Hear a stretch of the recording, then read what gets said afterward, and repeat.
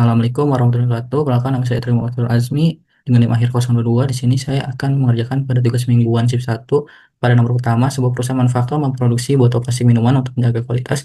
Perusahaan melakukan inspeksi harian terhadap produk yang dihasilkan. Setiap hari diambil sampel dari hasil produksi dan diperiksa apakah ada botol yang cacat, misalnya bocor, bentuk tidak sempurna, atau penutup tidak rapat.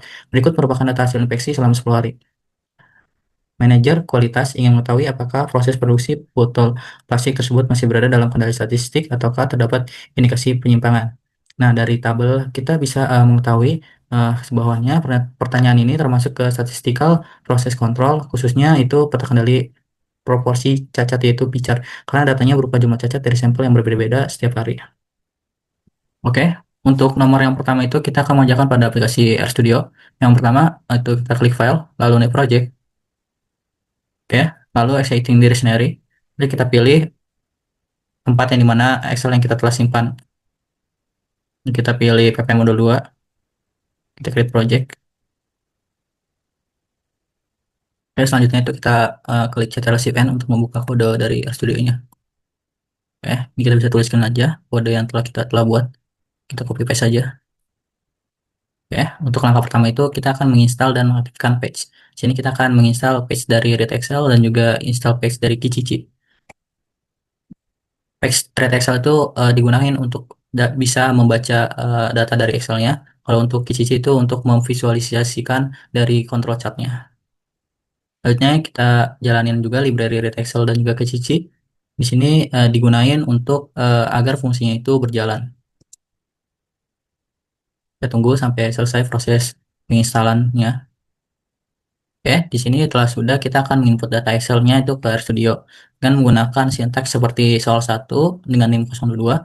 Di sini kita gunakan read Excel X digunakan untuk agar bisa membaca file Excel-nya. Di sini kita namain dari Excel-nya itu Tuming PPM. Selanjutnya itu pada sheet-nya itu kita namain soal 1 dan seterusnya sampai soal nomor 5.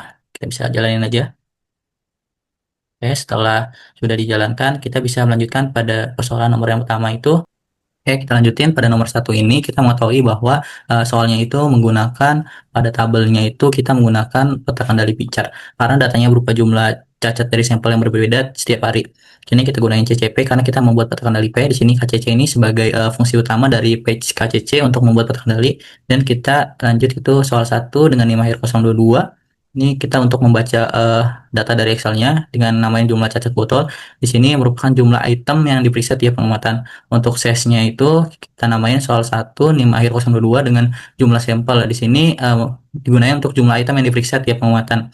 Untuk tab-nya ini kita namain dengan P. Ini menunjukkan jenis peta kendali yang dipakai, yaitu peta kendali picar. Selanjutnya itu kita namain judulnya itu peta kendali P dengan NIM akhirnya itu 022. Untuk X-Lab ini merupakan label sumbu X dari pengamatan ke 1 sampai 10. Untuk Y-Lab ini merupakan sumbu Y, merupakan proporsi jumlah cacat botolnya. Untuk access-nya ini sama dengan false. Ini digunakan supaya statistik ringkasan dari mean, centerline, upper control limit, dan juga lower control limit tidak otomatis muncul di plot. Ini kita bisa jalanin aja terlebih dahulu. Oke, selanjutnya itu kita akan menampilkan data outlier.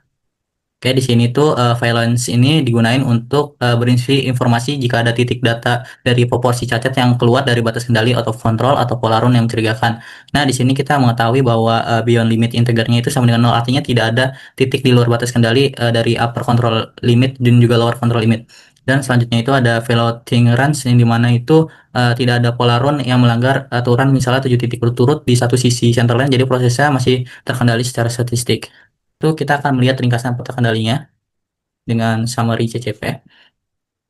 Nah, di sini kita memiliki nilai terendahnya itu 0,0409 dan untuk nilai tengah itu 0,065, dan untuk minnya itu kita dapat 0,06804, dan sini kita menggunakan sampelnya itu number of groupnya itu adalah 10.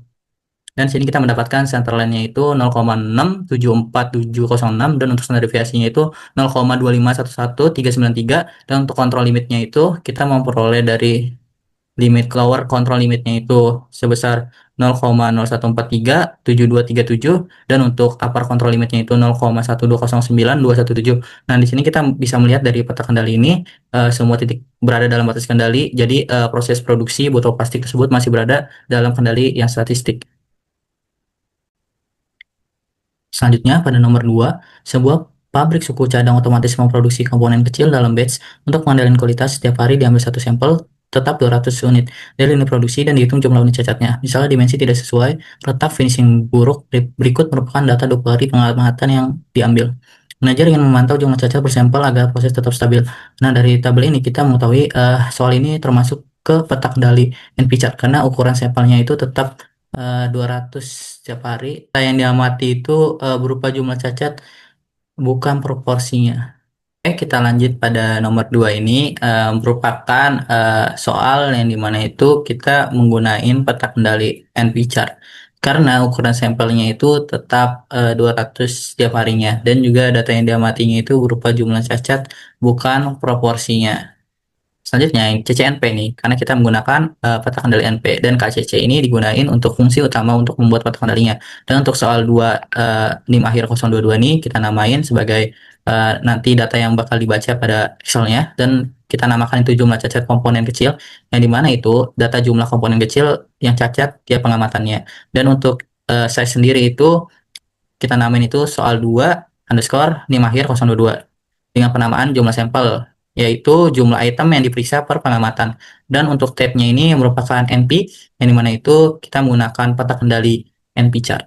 Dan untuk judulnya itu kita namain itu peta kendali NP underscore 022 dengan Xlab pengamatan ke-1 sampai 20. Ini digunakan keterangan dari grafik sumbu X dan sama, yaitu YLab-nya itu digunakan untuk sumbu Y, yaitu jumlah sampel cacat komponen kecil, dan untuk add stats sama dengan fast itu supaya ringkasan grafik statistik tidak otomatis ditulis di grafik. Dan selanjutnya itu kita akan menampilkan data outlier pada peta kendali NP. Di sini evaluation ini akan menunjukkan batas kendali mana yang melebihi apakah batas kendali atas atau batas kendali bawah. Nah, di sini kita mengetahui bahwa pada beyond limit ini merupakan tidak ada titik di luar batas kendali UCL atau LCL. Dan untuk violating run-nya ini juga sama, tidak ada polaran yang melanggar aturan kendali. Selanjutnya itu kita akan melihat ringkasan peta kendalinya. Oke, summary of group dari statistik ini kita memperoleh nilai paling kecilnya itu 6, dan untuk nilai tengahnya itu 12, dan nilai tengahnya itu 11,85, dan nilai terbesarnya itu 18. Di sini kita memiliki grup sampelnya itu 200 dan number of groupnya itu 20 dengan center line-nya itu 11,85 dan standar deviasinya itu 3,3. Dan untuk kontrol limitnya itu kita memperoleh pada lower control limitnya itu 1,83464 dan untuk UCL-nya itu kita memperoleh 21,86654. Dan di sini kita mengetahui bahwasannya pada batas kendali dan juga batas kendali bawahnya itu masih dalam proses terkendali karena tidak melebihi batas kendali atas maupun batas kendali bawah. Dan untuk pada soalan nomor 2 ini kita anggap permasalahannya itu pada sampel cacatnya itu masih terkendali secara statistik. Selanjutnya, pada nomor 3 itu, sebuah pabrik tekstil memproduksi gulungan kain. Setiap gulungan diperiksa secara visual untuk cacat, lubang, noda, anyaman, putus, dan lain-lain. Unit infeksi adalah salah satu gulungan kain area pemeriksaan konstan. Manajemen ingin memantau jumlah cacat per gulungan selama 20 hari agar proses tetap stabil. Nah, di sini kita memiliki tabel yang dimana itu kita menganalisis dengan menggunakan peta kendali cicar karena unit infeksinya tetap satu, yaitu gulungan kain per hari, dan areanya itu konstan. Dan data yang diamati adalah jumlah cacat. Selanjutnya, pada nomor 3 ini kita akan membuat peta kendali C karena satu unit yang sama dikerjakan, yaitu gulungan kain. Di sini kita menggunakan CCC, dan untuk KCC ini untuk membuat grafiknya. Di sini kita KCC ini digunakan untuk membuat grafik cicat. Cicat sendiri digunakan untuk jumlah cacat yang absolut per unit inspeksi. Contohnya itu gulungan kain, yaitu satu unit dan dianggap sama ukurannya.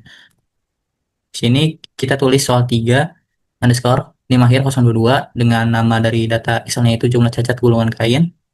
Dan di sini karena cicar berbasis jumlah cacat atau unit, maka si size tidak perlu ditulis otomatis. Tidak perlu ditulis karena otomatis dianggap satu. Di sini kita tulis tab-nya itu sama dengan C karena kita akan membuat peta kendali C chart. Di sini kita beri judul yaitu peta kendali C underscore 022. Dan pada Xlab ini digunakan sebagai label sumbu X, yaitu pengamatan ke 1 sampai 20, dan untuk YLab ini sebagai pengamatan sumbu X, di mana dinamain jumlah cacat gulungan kain. Dan untuk YLab-nya ini sebagai sumbu Y, yaitu jumlah cacat gulungan kain. Dan untuk stats ini sama dengan false ini digunain supaya statistik ringkasan dari min, CL, UCL, LCL tidak otomatis muncul di plot gambarnya. Oke, selanjutnya itu kita akan menampilkan data dari outlier. Di sini violation ini digunain untuk menemukan apakah ada batas yang di luar kendali atas maupun bawah. Nah, di sini kita mengetahui bahwa beyond limitnya itu sama dengan 0, yang berarti itu tidak melebihi batas kendali atas maupun bawah. Dan selanjutnya itu ada violation run, yang dimana itu sama dengan 0, yang artinya itu tidak ada polaran yang melanggar aturan, misalnya 7 titik berturut-turut di satu sisi center line. Jadi prosesnya itu masih terkendali. Dan selanjutnya itu kita akan melihat ringkasan peta kendalinya. Nah, di sini kita mendapatkan min-nya itu nilai paling terkecil itu adalah 4, dan untuk nilai tengahnya itu 6,5, dan untuk nilai maksimalnya itu 11, dan untuk grup sampelnya itu berjumlah 1, dan number of groupnya itu 20, dan center of group atau center line itu 0,8, dengan standar deviasinya itu 2,6, dengan kontrol limitnya itu LCL sama dengan 0, dan UCL-nya itu sama.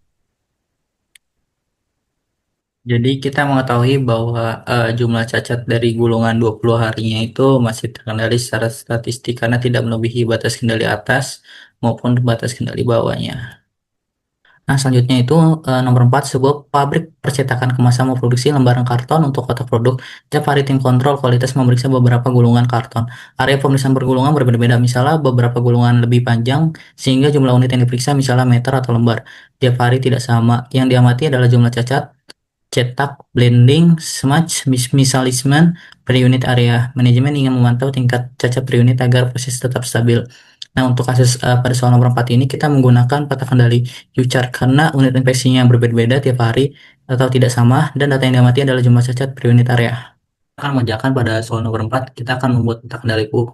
Di sini kita membuat CCU karena kita akan membuat peta kendali U chartnya. Di sini KCC digunakan untuk membuat peta kendali. Di sini kita tulis saja pada judul dari tabel Excel-nya itu soal 4 underscore 022 CI cacat atau jumlah cacatnya. Di sini SES menunjukkan jumlah unit yang diperiksa pada setiap pengamatan. Di sini kita tulis saja soal 4 underscore 022 NI dan unit diperiksa. Dan untuk type-nya ini kita menggunakan peta kendali U chart. Di sini kita beri nama dengan peta kendali U underscore 022. Dan untuk slab ini digunakan untuk sumbu horizontal atau sumbu X pada grafik. Dalam kasus ini sumbu X menunjukkan urutan pengamatan ke 1 sampai ke 20. Jadi titik grafiknya akan diberi label sesuai nomor pengamatan. Dan untuk Y-lab ini atau proporsi kesalahan, label sumbu Y-nya itu vertikal pada grafik. Karena ini peta kendali U chart, Y menunjukkan proporsi atau rata-rata jumlah cacat per unit atau kesalahan per unit infeksi. Dan untuk add stats false ini kita akan mengatur apakah ringkasan statistik ini dari min, UCL, LCL, dan lain-lain ditampilkan langsung di grafik atau tidak. Kalau misalnya false itu tidak akan ditampilkan pada grafik, kalau true itu dapat ditampilkan pada grafik.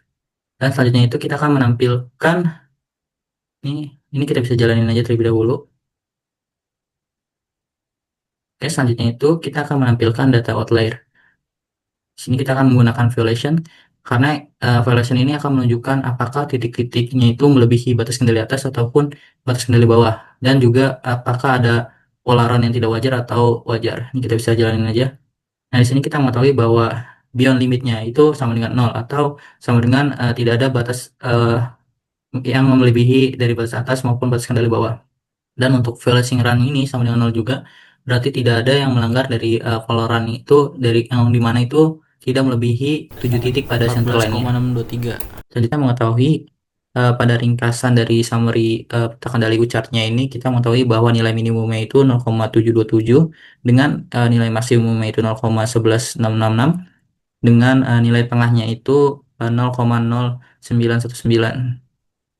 Dan untuk nilai mediannya itu 0,0908, dengan grupnya itu 20, dengan center of group statistiknya itu 0,928, dan standar deviasinya itu 0,3047247. Dengan ini kita memiliki batas kendali dan berbeda-beda tergantung ukuran sampelnya. Di sini kita memiliki ukuran sampel yang bervariasi dari 100 sampai 180 unit.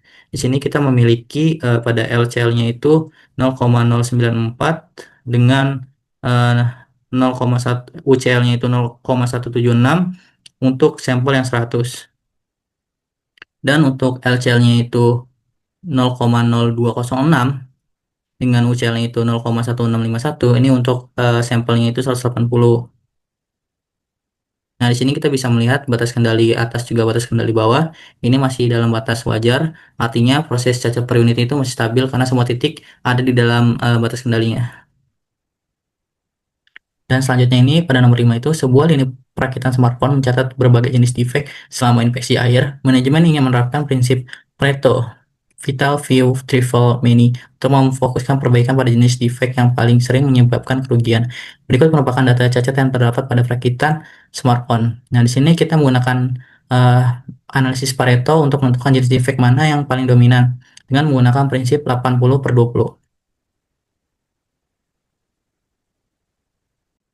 Nah, selanjutnya itu pada nomor 5 ini kita akan membuat diagram Pareto karena untuk menentukan jenis defect mana yang paling dominan dengan prinsip 80/20. Di sini kita nulis kodenya itu defect soal 5_022 dengan jumlah frekuensinya. Yang artinya itu kita mengambil data frekuensi cacat dari dataset soal 5_022 lalu simpan ke variabel defectnya. Selanjutnya kita akan name defect ini soal 5_022 jenis defect. Ini akan memberikan label atau nama pada setiap nilai frekuensi defect berdasarkan jenis cacatnya. Jadi misalnya 78 akan diberi label misalnya kamera, 54 depth pixel layar, dan seterusnya. Selanjutnya itu ada Pareto chart defect YLab jumlah frekuensi.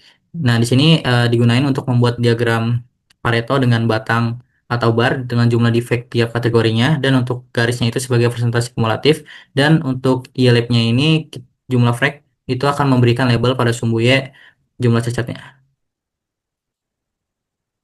Oke, ini merupakan Pareto chart analysis for defect-nya. Di sini kita memiliki total cacatnya itu sebanyak 640, dan jika diperhatikan pada komposennya ini, kita dapat mengetahui bahwa misal kameranya itu mendapatkan sebesar 12,1875, dan untuk depth pixelnya itu 8,44, dan untuk speaker failure-nya itu 6,25, dengan baterai isunya itu sebesar 4,375 atau 4,378. Dari 4 cacat ini sudah menyumbang 81,25% dari total masalah. Sesuai prinsip dari Pareto 80/20 ini, 4 jenis cacat tersebut adalah vital few yang harus diprioritaskan dalam perbaikan. Sini kita memiliki cacat lain juga seperti odor, stretch case, software bug, packaging error, charging port problem, dan sensor issue. Masuknya itu termasuk trivial many karena kontribusinya relatif kecil, yaitu kurang dari 20% kumulatif. Jadi kita bisa menyimpulkan bahwa prioritas utamanya itu dalam peningkatan kualitas produk dalam memperbaiki masalahnya itu kamera yang tidak sejajar, dan dead pixel pada layar, kerusakan pada speaker, dan masalah pada baterai. Keempat defek ini dominan dan menjadi penyebab terbesar kerusakan smartphone lebih dari 80%. Perbaikan di aspek tersebut akan memberikan dampak signifikan untuk menurunkan tingkat cacat produk. Jenis cacat lain tetap penting untuk dipantau tetapi tidak mendesak karena kontribusinya kecil.